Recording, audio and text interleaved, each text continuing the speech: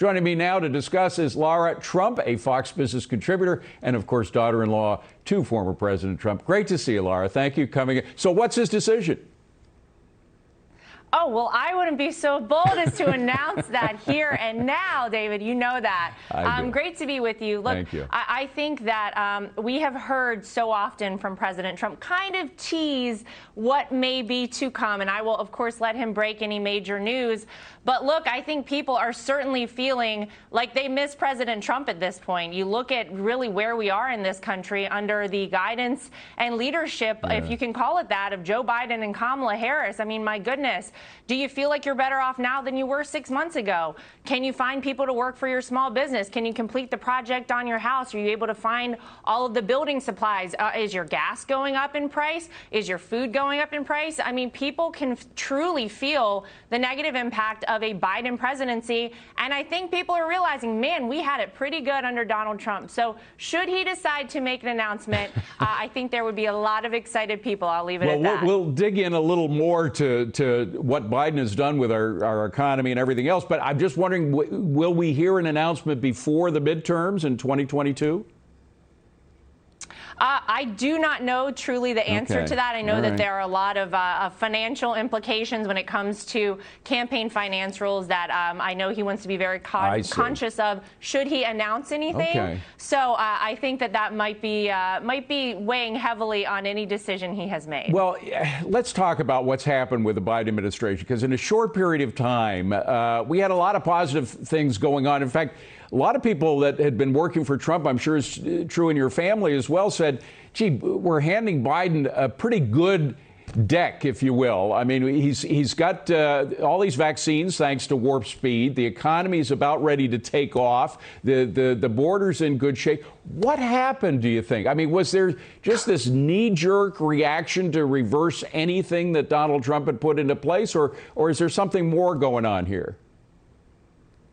Well, I think it's certainly a little bit of that. Obviously, anything that Donald Trump does, the left, the Democrats, the media, they want to criticize immediately. They want to say it's bad. We had an incredibly strong southern border. We had record low crossings at our southern border under President Trump. We had record low unemployment numbers across America. But you look in the minority sector, black unemployment, Asian American unemployment, women's unemployment was truly at record low numbers. We were respected again across the world. We were energy independent, a net energy exporter. So many of these incredible things have now been just immediately reversed. I mean, from almost day one of the Biden presidency. But it does beg the question, what is going on? Is there a more nefarious goal at hand?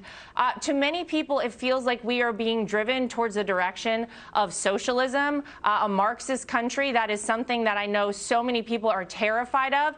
But every single day, it feels like our rights are being infringed upon. We do not have the flourishing economy that we once had under President Trump. People are now being paid to stay home. So it's just crazy stuff going on. And I think a lot of people start to wonder, what is the end goal? What is the end game for the Biden administration? Does Joe Biden even know the answer to that? And he may not. Well, and Lara, you talk about the businesses. It's the small businesses that are getting. I mean, in so many cases, Democrats claim that they represent the little guy rather than the big corporations. But it's the little guy that's getting killed, not only in terms of small businesses and so forth, but you look at the crime situation. We haven't talked about the social chaos that's being pushed, I think, in many cases by the whole BLM movement. That was supported. No matter what they say now, the Democrats supported BLM. They supported the defund the police movement. Everybody knows that. And then here we are on the eve of July 4th, and we have this dust up with Gwen Berry, the Olympic athlete, turning her back on the flag, turning her back on the national anthem. I know you've heard this before, but we had this tremendous reference to that by a North Korean defector who was talking about what people here in the United States don't get about the beauty, the wonder of the American experiment that people in the rest of the world get. Let me just play that tape for you and get you to respond. I was a slave. I was sold in China in 2007 as a child at 13 years old. The people actually going slavery under Chinese Communist Party in North Korea there is actual injustice, and the fact that she's complaining about this country, the most tolerant country, she doesn't really understand, I think, history.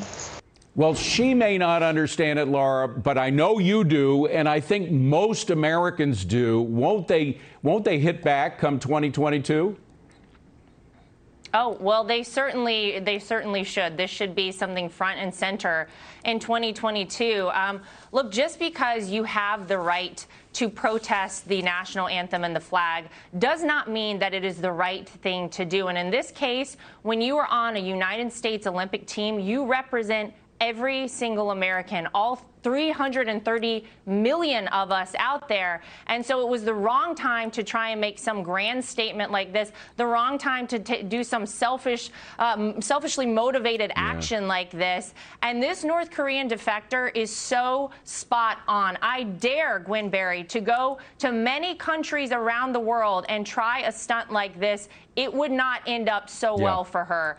We are blessed to live in America. She is blessed to live in America. And my goodness, those stars and stripes really mean something powerful for so many of us. It was incredibly disrespectful to see this display. Well, but the respect that most Americans have for July 4th, for our country's origins, I think remains intact. And I think you're going to see it reflected not only in this holiday, but in the midterms as well. Lara, great to see you. Thank you so much for coming in. Appreciate it.